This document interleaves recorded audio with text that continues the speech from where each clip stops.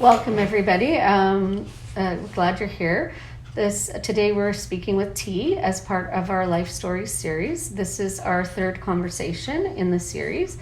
The purpose of our Life Stories series is just to have some conversations with people in our community so they can share their lived experience. We're hoping that having these conversations is going to help to educate people, to reduce stigma, and maybe open the doors for more conversations and communication, and help to open hearts and minds. So today we're speaking with T, and I just want to say thank you so much for agreeing to speak with us. And maybe if you'd like to introduce yourself. And my name is Taniya Maree Pine. I'm from Garden River, Ontario.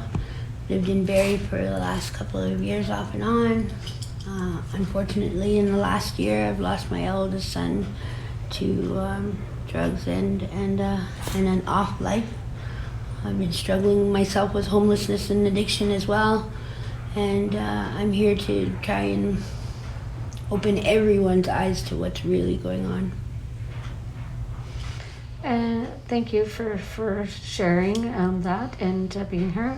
Again, my heart breaks for you at your loss. I also had the loss of my son, and I know how hard it is to continue on after such a loss. And so I just admire your courage and your bravery and the way that you persevere. And thank you. Yeah, if you want to just talk about what you feel are the most pressing issues that you want to open people's eyes about.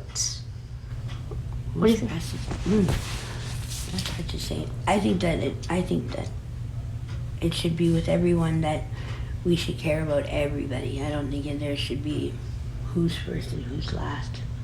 I'm Ojibwe, and I find that within our culture, we respect our elders and look for our elders to learn everything that we couldn't prior to being born, so that we could teach our younger children what should be and how it should be.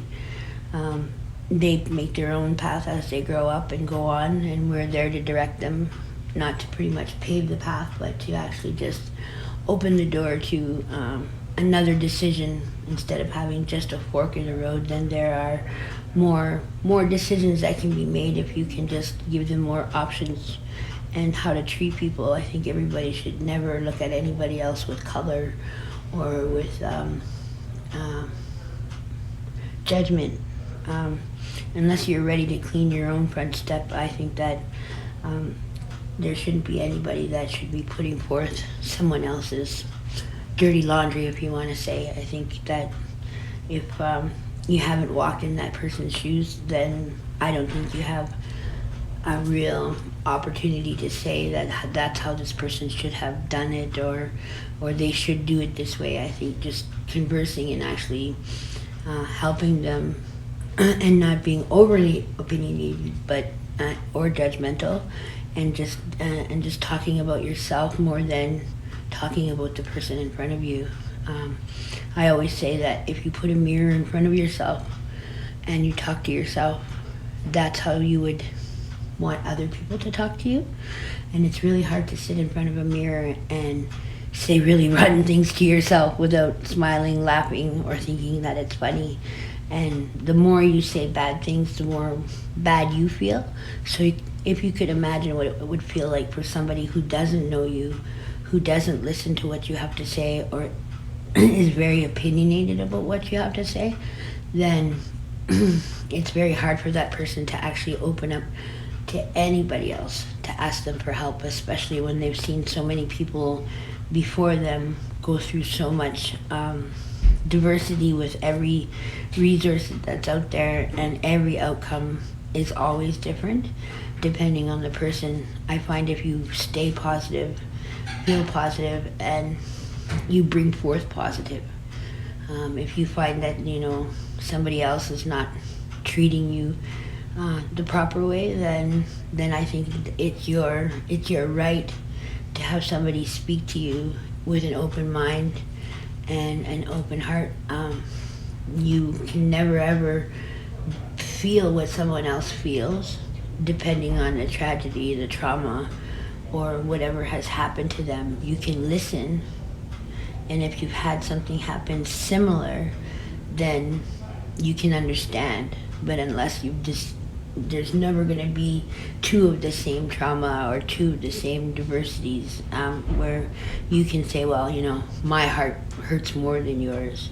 I think everybody should take a lot of times and stay quiet and listen more than listen and remember. That's a big thing. A lot of people I find that are homeless get very upset because I think they want people on this side of the table want to ask what's wrong or how you're doing, because it's a cordial thing to do. There's no genuinity in actually finding out how these people are feeling or how they're doing unless you remember something from the conversation before, and their faces light up all the time. I find that when I ask some people like, hi, how are you, and or I bring up something that they've told me from before, they're overly ecstatic about how I remembered something through my addiction, through whatever was happening at that time, how I remembered something so minute compared to something that was bigger in their life. I always remember family issues all the time with people because everybody wants to have someone else care about what's going on in their life, as well as something with the person that I'm speaking to. I always find that there's always something like, did you manage to get your hair cut, or did you manage to do this, or can I help you do that? And sometimes just bringing that box of hair dye or whatever it is to a person that and they say, oh my God, you remembered.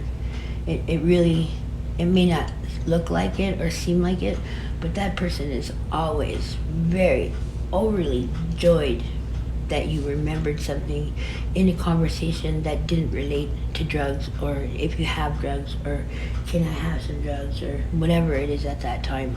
I think people need to be heard a little bit more rather than people just wanting to take all your information and use it to make themselves feel better. And I find that happens quite often outside, downtown, anywhere. I find that sometimes the workers and counselors want to write something down on a file rather than take it into their heart and actually feel what that person or see what that person is feeling at the time, so that they can actually help them, because there are things that some people don't want to do because they've already tried to do it and it didn't work out for them. So you always want to go somewhere different and do something different for that person, because every single person is different, and if they keep banging their head on the same door, they're not going to want to open that door anymore. They want to be able to open a new door every time they try something, every time they do something. And everybody needs a hug. Everybody needs a hug, no matter what. Thank you for that. Yeah, like the trauma, I try to always approach every person and every situation from a trauma-informed lens, thinking that this person has been through trauma. I don't know what their trauma is, and so, we're just trying the best that they can to get through this day, and I don't want to do any more harm to them, so I try to take a gentle approach, and I have to be aware of my own trauma and how that affects my interactions with people as well. Because that's hard too. But I really like the point that you said about, everyone is an individual, and, there may be people that had the same experience as you, but they didn't have the total same experience as you. Like every person's experience is something in a different way. And, so we need to be aware that people are individuals, and we need to treat them like individuals. Like, I really, there's a difference between equal and fair, where equal is everyone gets the same thing, and fair, people get what they need, right? Because everyone doesn't need the same supports from you. And so trying to push like, this is what we do and this is our supports on people that they have no interest in that support, just treat them, connect with them on a human to human basis, I think is so important. And I've learned that through the year that we've been doing Ryan's Hope and having interactions with people, is that They just want you to treat them like a human being, human to human contact. And the little things make such a difference. Like I remember somebody wanted this, and I give it to, and it may seem like the smallest thing, but it means so much to them. And when you see someone's face light up, and I think that you're really good at that, and you have a really good example of that, of doing that in the community, and that's why you have, so many people that look up to you and respect you, because you're able to do that. Like you are struggling yourself, having your own trauma, but you wanted to check on me when it was the anniversary of Ryan's death to see how I was doing, and that just meant so much to my heart. And that's what it is about, connecting with each other on a human level. Somewhere along the line, I feel like human beings have forgotten that the people sitting across from them are the same kind of human beings that they are, no matter what color, race, gender, whatever it is. They have the same kind of heart, same kind of blood, the same kind of organs that make them tick, and the empathy and sympathy that the person needs sitting across from you, it's the same thing that you need. It just means that the greater value of one compared to the other may be different and not as equal or fair, I'd say.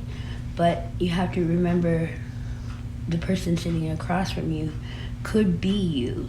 So if you spoke to that person the way you want to be spoken to, I always find that you always get what you give out.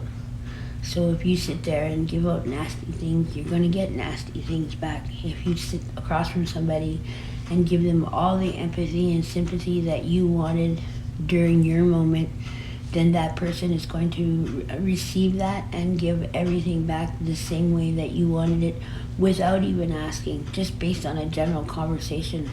It doesn't have to be said, well, could you listen to me so that I could get some sympathy for that, because that just sounds like somebody pulling at your sweater going, look at me kind of thing, which I don't find is a bad thing. But there's a certain way to go about it so that people just don't blow you off like, what's wrong with you? Oh, okay, and then just go on to the next thing. I think a lot of people have to take the time, and everything is so rushy all the time. I never have time in a day to do anything for myself. And when I do and somebody interrupts, I get a little bit upset. But I always apologize for that moment, because I always think about the person on the other side of the door that needs me for a minute. And there's not really anything wrong with giving up that minute. It's just the amount of time did I take to give those boundaries out before I actually sat down to do what I needed to do. And it's really weird, but I'm talking about going to the bathroom. But I just kind of going, okay, I need 5 minutes. You can't give me 5 minutes, then this whole day is just going to go wrong. And it was kind of like what my son did every day. He used to take down his little moment, his little addiction toy, down to the spear catcher every morning before dawn, and he would sit there and speak to the people that we loved and that are passed on, and not only them, but to the people that are still here on earth with us. If we weren't talking to each other, then we would send messages just by speaking out loud and being there alone and watching the sun. And he used to tell all his friends, if you're gonna come and bug me, I'm not gonna bother with you all day. If I can't have that one moment for myself to get a grasp of what I may need to do for you today, then I need my moment. And everybody needs their one moment, and everybody should respect and realize that there are some boundaries there that not everybody's gonna like, not everybody's gonna want to do that. But in order to get some satisfaction for themselves, they should let that person have that one thing, because everybody wants that one thing, whether it be an ice cream cone or a butter tart. You know what I'm saying? Yeah. Mine is a butter tart. That's what I'm going to get after this. Yes. That's my self-care moment. But I really think it's important for people to have those boundaries and to take care of themselves, and the routine, right? Of like, this is my thing that I do to take care of myself, and maybe it grounds me, or it's the way that I start my day in a positive way or something like that. And I think it That's turns so out important. positive for that person as well. I always tell everybody, if I can have a cinnamon bun and a coffee first thing in the morning before anybody talks to me, I tell you the rest of my day goes perfectly smooth, and everybody gets happy smiles, and I do everything as much as positively as I possibly can without getting crabby or getting mad or yelling or getting frustrated. And most of the time it happens to me. It's either the wonderful lady downtown who buys me my coffee and cinnamon bun on an every other day, or the security guard down where I hang out that buys me my coffee and cinnamon bun, or me just remembering me the next day and hanging on to that $5 that costs my cinnamon bun and coffee every day, so that other people can get some satisfaction and some positivity out of me. Because I don't want to swear, but I think sometimes I'm a big butthead, and I don't mean to be. It's a self mechanism that I have that protects me from some things, but sometimes I forget that I have to shut it off in order to talk to somebody else. And I always apologize for it because I know I've done it, and other people don't deserve that. But some people have to see that if you're not paying attention and you get lashed, I think sometimes it's your own fault. But if you are paying attention, then that means a lot to the other person, that I'm going to give you a couple minutes because you look kind of upset or pissy or whatever it is. And that person that actually needs that moment is grateful that you actually recognize that without having to ask questions. Because not everybody loves that word, "Are you okay?" It's not fun. Sometimes it just seems very redundant to ask somebody consistently or constantly, "Are you okay?" Because not every day and not all the time are you okay. Or do you want to share it? Does it take some time to want to be able to say, "No, I'm not okay," but are you going to stop and listen to everything I have to say? Why? And if you're not going to take that time out, that person that doesn't feel okay isn't going to want to tell you or the next person. It's really hard to have that trust with people, to be able to give out all your heartfelt moments and not have them thrown back at you in a negative way. And if it ever happens in a negative way, that person that it's happening to, it's a harder wall to get through, just to get even a hug sometimes. Yeah, I think that's a thing that we hear a lot is, "Are you okay?" And people don't really want an honest answer to it, right? It's just something that it's socially you're supposed to say to people, but people don't really want to hear your actual true answer. And so it's like, it's hard to know sometimes how to answer that question or just ignore it. And it's like, so yeah, I think that people do need to be aware of the questions that they're asking. And if you're going to ask that question, then actually be prepared to actually expect an honest response and be able to somehow support whatever response it is that you're going to get. Otherwise, you shouldn't be asking that question. Yep. Sure. I think there's 3 of them. I think it's, "Are you okay?" What can I do to help? Or is there anything I can do to help? Is there anything I can do to help? Yeah, I think it's the 3, because "Are you okay?" And if you're homeless, no, you're not okay. Or is there anything you can do to help? Well, yeah, but you're not going to give me the money I need for drugs to feel better, or whatever it is at that particular moment. Or what can I do to help? Well, I already told you that one. And when they ask that in a double question, it pisses the person off so badly that you're just kind of going, like, "You're not listening to me." If you could do that, I'd be okay, we'd all be okay, and then I could go on with continuing to try and fix the rest of my day. Unfortunately, with addicts, sometimes it's a stepping stool for function, and a lot of people don't see drugs and alcohol as a way for somebody to function. But if you've only learned that one way for so long, to reach out to do something else on your own, for that matter, it makes it that much more difficult for somebody. Like, it's like saying an old dog ain't gonna change his ways. Well, unless you teach that person and give them another reason or another way to do it with somebody else that's fun, then maybe it might be easier to construe something else to them. but for the time being, when they say it, they mean it. It's not something that should be taken lightly. Not everybody always wants to fight, hustle, steal, or whatever else it is they have to do in order to get the money to bust their butt to buy what they need to make themselves in an able way to function, to get other things done. Like, going to see 10 apartments in a day and have somebody tell you no. It's a really hard thing to do. And I think even for myself, to not have drugs, to be able to take somebody's, either ignorance or just somebody right out being mean, and they don't want to hire me because they don't really want to know what I'm trying to do to be better. And stability and responsibility for stability is one of the very first things that somebody needs to have a trust issue with.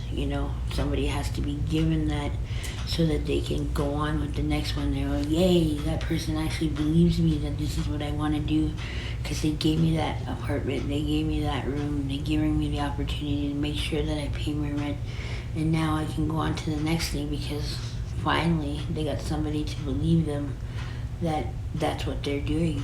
But when they get 10, 15 no's in a day and nobody wants to call them to tell them why, those people get really badly, I don't even know how to say it, but you just get deterred from trying to do it again. And I think with housing managers, housing people, I think what their job should entail is almost like a public relations. You have to have your client, and this is the client you have to sell without the client. And sometimes it's easier that way, so that the person who's renting can ask that person the questions without insulting the actual person. And some people, because they're older, they don't realize what they're saying is hurtful. And sometimes they're not trying to be hurtful, they just want to know. And some people, other than myself, can't be totally honest about what they're doing. They don't want to hurt other people or drag those other people into their spiral of downward moment. They just want to be able to continue using and figuring out their way. And responsibility for an apartment is the first step in trying to get better. And unless you have that, it's really hard to do that without that. There's no withdrawal moment. There's no, crying and not having somebody call the police on you, or, there's no extenuation of just running around in your own house and cursing and swearing. Not at a loud moment, but, just enough to get you by for the day. If you don't have your own place, because you can't do that when you live with somebody else. You can't wreck somebody else's home because you want to be upset about something, and you definitely cannot go walking around saying that kind of stuff. I've learned that firsthand, I'll tell you. Yeah, so I guess it's like living in survival mode when you don't have stable housing, right? It's always like that. And it is, like you said, hard to focus on anything else without that stable housing, because you're just trying to focus on, number one, getting the drugs, which is what you need to cope and get through your day, and number two, where am I going to sleep tonight? And so that's why the housing first model helps people, because it's like you don't have to meet conditions to be housed. So people will try to help you get housed right away.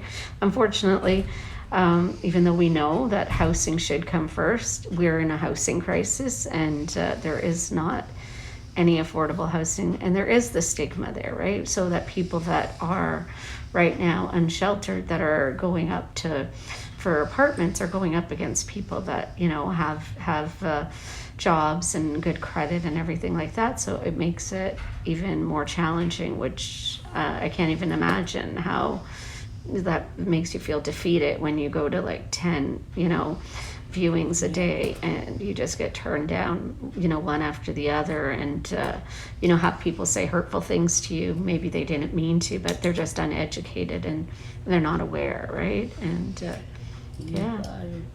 so that must be really, really frustrating.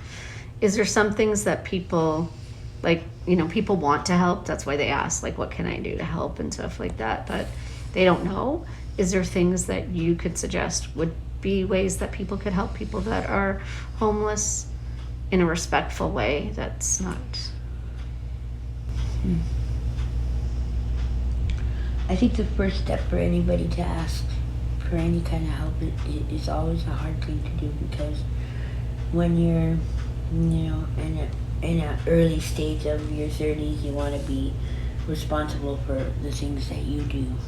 Unfortunately, some people are not going to change the way they think about people who do drugs or have issues in whatever manner. But I think that if you're a housing manager or if you're working within the housing, that there should always be that first interview with your worker rather than with you.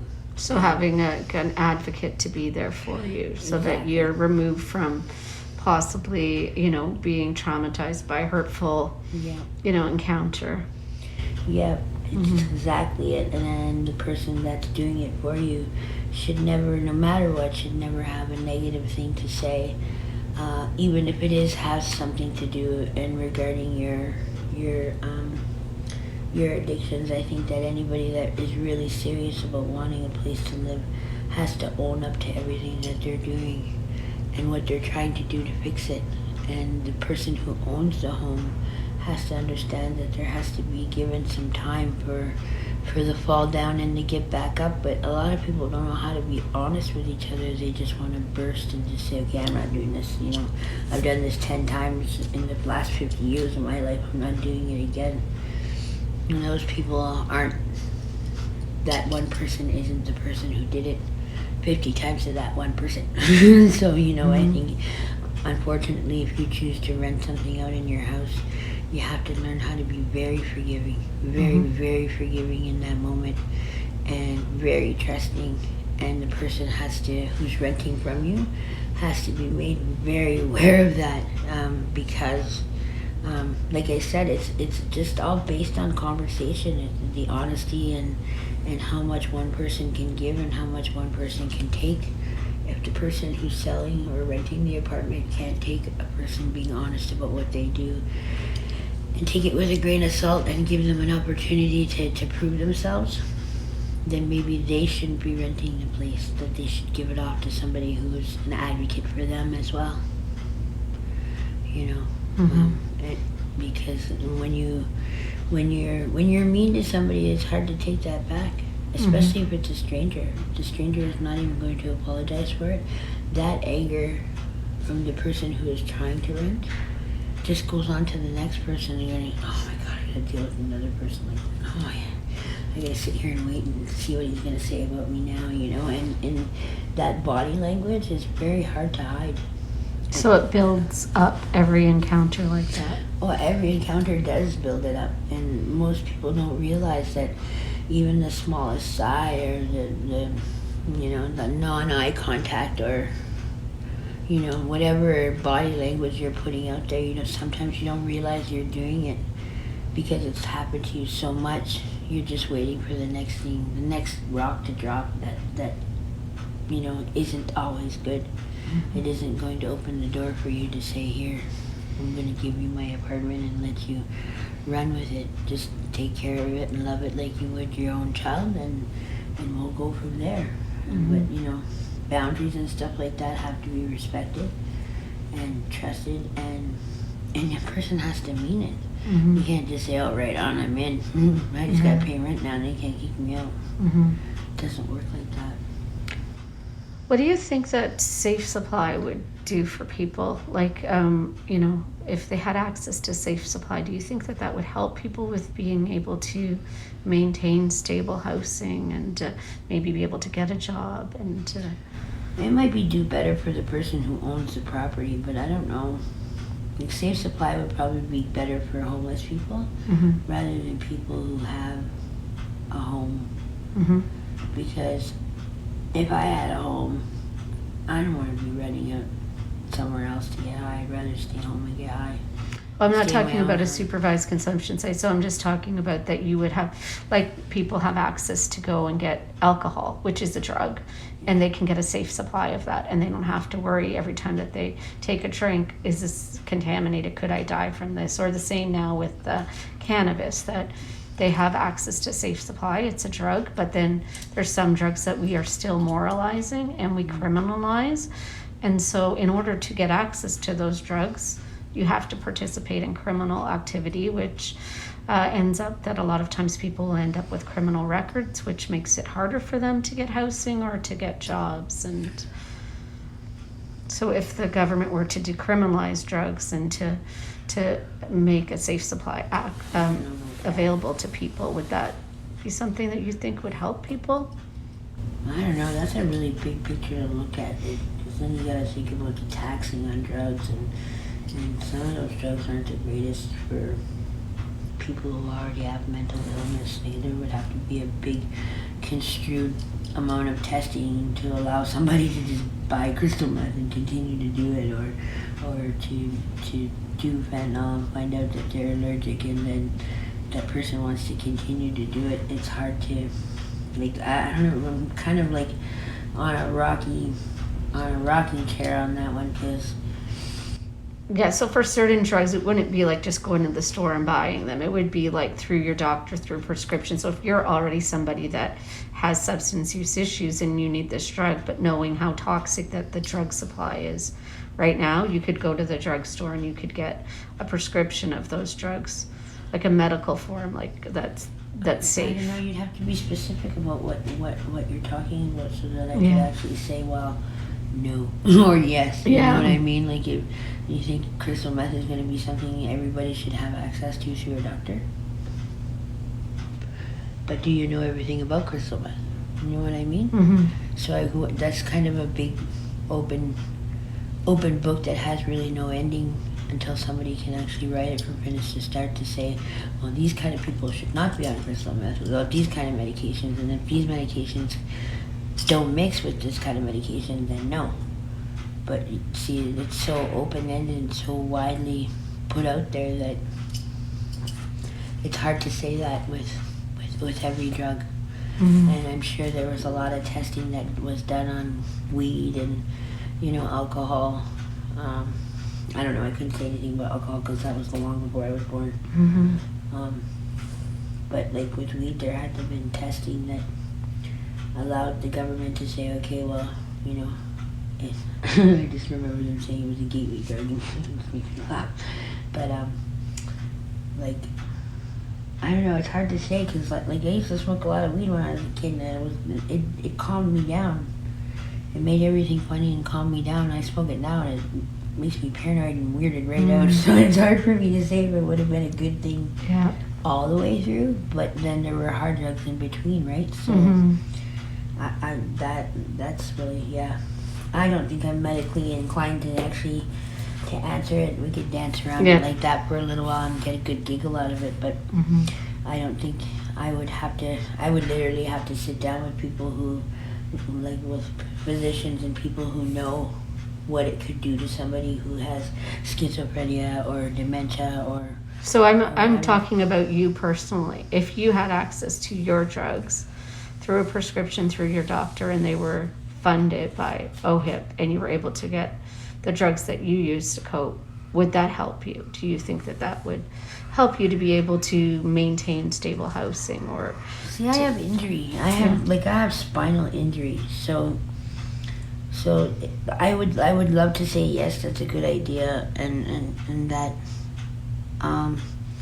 if they construed it so that I could use it the way I wanted to, oh sure, absolutely, positively, 101%. But I don't think smoking fentanyl is something that a doctor's going to allow me to do. They're going to want me to take it how it was made.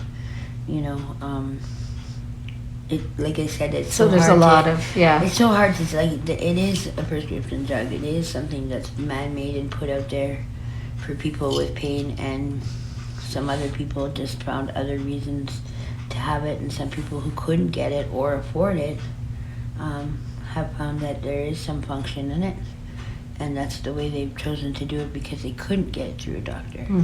And unfortunately, it doesn't always turn out to be the right way. So talking about medical and getting stuff through a doctor and stuff like that, I don't know if you've had this experience, but I've heard a lot of people tell me, and I know with Ryan having an experience with going to the hospital for a healthcare reason, and it could be totally unrelated to your drug use, but the stigma attached with when you go to hospital, that all they're seeing is like someone that uses drugs, and they don't even look at the other issue and look at your whole body or what other illnesses you could be experiencing. Have you? I've only experienced that because I have high blood pressure. It wasn't until I started overplaying with fentanyl that I had some bad reactions and bad things happen to me. Mm-hmm. But before I even got involved with fentanyl, I couldn't even break a toe and not go to the hospital and have them just look at my high blood pressure and not my broken toe. So it all depends on the situation. Mm-hmm. It all depends on how the person acts when they're there and when they want something for themselves. I don't think my comments would be very good right now. For the situations in my area. So. Something that you spoke about before was like the teachings of your ancestors and stuff like that. Ryan's hope. Ryan was super proud of his Irish heritage, and there's an Irish proverb that I like, and I try to think about it with the work we're doing with Ryan's Hope, and it's like it's in the shelter of each other that people live. And like you were talking about how in your culture, like it's like the sense of community is so strong, right? Mm-hmm. And looking out for each other and stuff like that. Can you tell us like any teachings from your culture that you feel like have helped you, or that you feel would like help other people that are struggling or dealing with? I have to say this number one and first most is that a lot of the time the way I was taught was talking about it, doing it, and living it was not always the best way to go about it when you're using. To teach somebody, to tell somebody, and to show somebody while you're using isn't always the best way or a welcomed way within our community. Some people find that that's just a no-no all the way around, and you're not to be involved unless you're clean-hearted and clean-souled and clean just generally. There are some things that I would talk about, but there are other things that I don't think people would get a good grasp of or use it in a proper way if I was to explain it while I was using or as I am using, because I don't think people would totally understand the severity of some of those things. But I don't think that there hasn't been a thing within my culture that hasn't helped and hasn't worked when you devote yourself to it. Okay. Is there anything else you want to share about your story or Zach's story? Or? Well, from what I hear, Zach and Ryan were really good friends. And I've been putting this off for quite some time now. Last Sunday was my son's 1-year anniversary for his passing. And there were some things that didn't get to happen. There were some things that should have happened, and we've just put them off only because we're trying to figure out amongst us in a wholehearted way what to do. So because I figured that they were such great friends, I think next Sunday I'm going to have a celebration of life at the Spear Catcher on the 13th of March. I'm going to have I would like to say at 5:36. Okay. I would like people to come down and have a balloon and send a message to Zach and Ryan. I'd like to see if you could come. I would love to be there and to do some things for Ryan as well. I've made some posters and add Ryan's name to them. I don't want anybody to. It's really short notice, but it's just the way sometimes things have to happen for me because I'm homeless and I can only do so much. But I have I have some balloons and some paper, and Zach likes to go down there and smoke in the morning and stuff like that. And I've told people, I say, you know, bring a meth pipe and just hang on to it. He doesn't have to smoke it or anything like that. We're just all going to be there for his moment, but there will be a moment of silence there where we all can say something within ourselves for him and the people that didn't get to say or see him before he was taken away with my mom. We'll get that chance on the 13th of March next weekend. I will definitely be there. That was what I was trying to hide from you yesterday when I was making posters. Okay, I will definitely be there, and I'm so honored that you asked. I would like to have coffee and all that stuff there, and hot chocolate, whatever. And, you know, not for a long time, just for a moment. So everybody can do a quick hug and a quick boo-hoo and just remember that, you know, all of those people, no matter how they died of overdose or by accident or whatever it is, that they're all up there looking out and looking after us and keeping us together by having this moment and having the Ryan's Breakfast Club and all of that stuff.